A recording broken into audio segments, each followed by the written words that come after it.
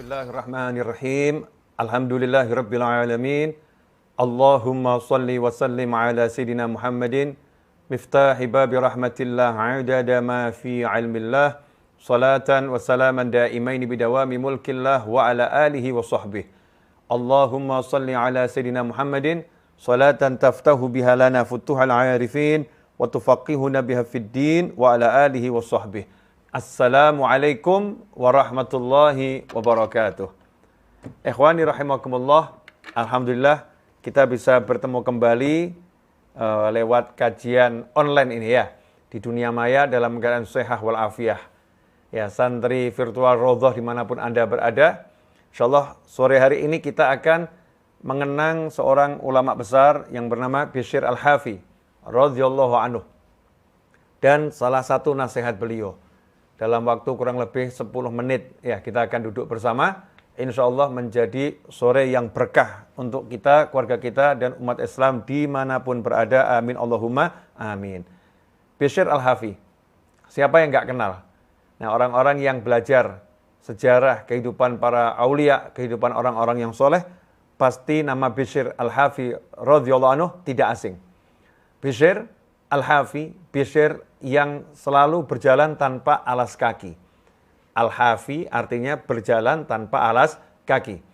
Bishr Al-Hafi tidak pakai alas kaki karena ketika beliau bertobat, beliau tidak mengenakan alas kaki. Kemudian beliau berkata, saat aku pakai alas kaki, aku selalu bermaksiat pada Allah Ta'ala.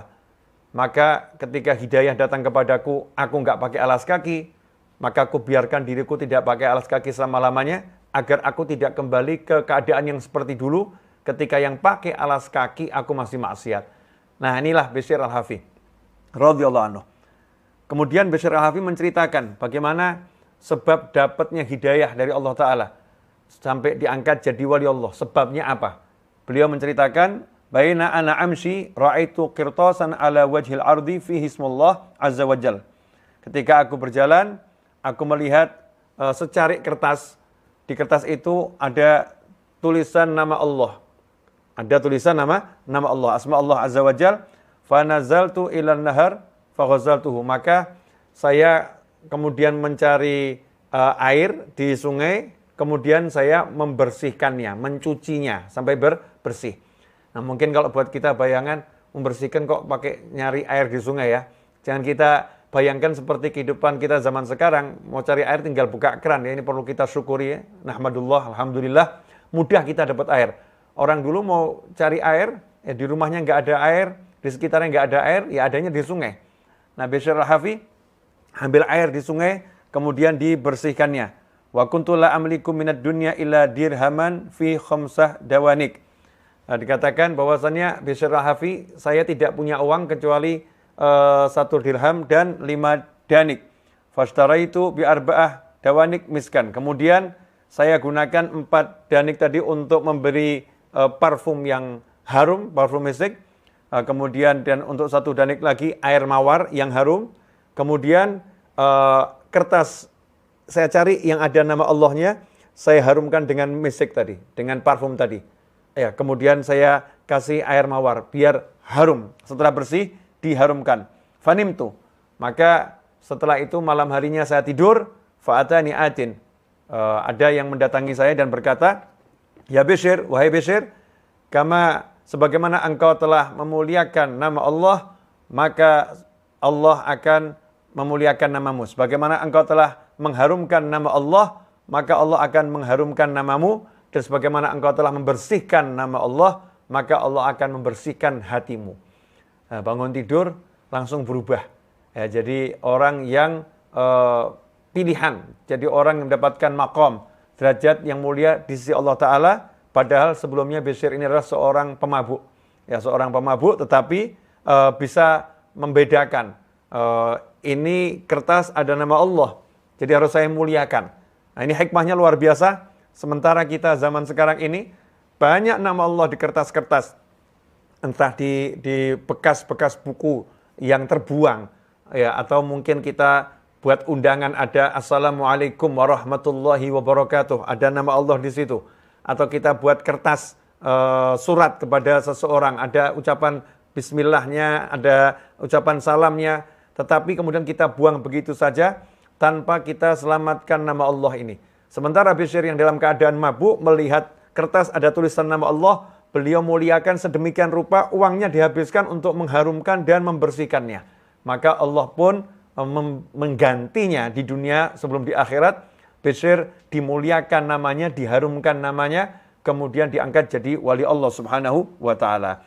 Salah satu nasihat beliau, dari sekian banyak nasihatnya yang ada, innal abda idza qassara fi taatillah ta'ala salabahu man yu'nisuh. Seorang hamba itu kalau dia taatnya pada Allah penuh dengan kekurangan, ya, berat untuk taat, malas untuk taat, mengabaikan ketaatan, maka Allah akan mencabut apapun yang bisa membuat dia senang. Allah akan mencabut orang-orang yang bisa membuat dia senang.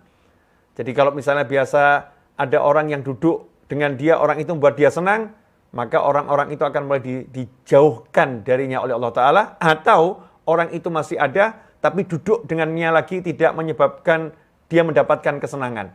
Man yu'nisuh, yang membuatnya senang itu akan dicabut oleh Allah Ta'ala kalau dia mengurangi ketaatannya pada Allah Ta'ala.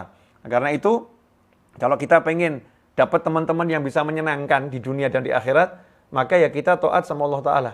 Kalau kita taat sama Allah Ta'ala, Allah akan jadikan segala sesuatu, apapun itu, manusia, selain manusia, bahkan benda-benda di sekitar kita, baik yang bisa berucap, maupun yang diam gak bisa berucap, semuanya akan dijadikan oleh Allah Ta'ala sebagai penghibur kita.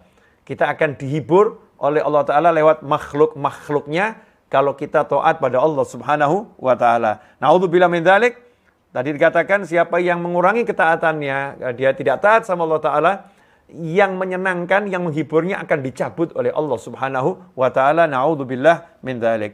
Ikhwani rahimakumullah.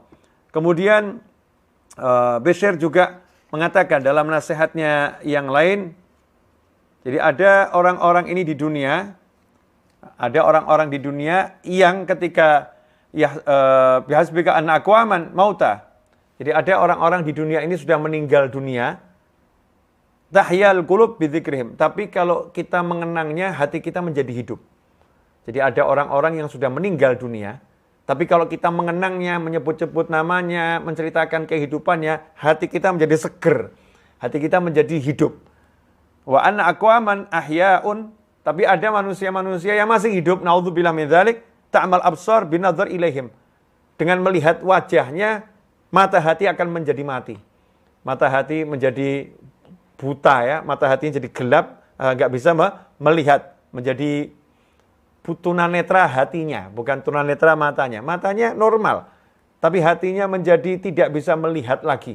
Hatinya tertutup, hatinya terhijab. Kenapa? Karena melihat orang-orang yang dibenci oleh Allah Ta'ala. Na'udzubillah min dzalik. Jadi ada manusia-manusia di dunia ini masih hidup, tetapi karena memandang wajahnya menyebabkan mata hati kita mati, mata hati kita tertutup.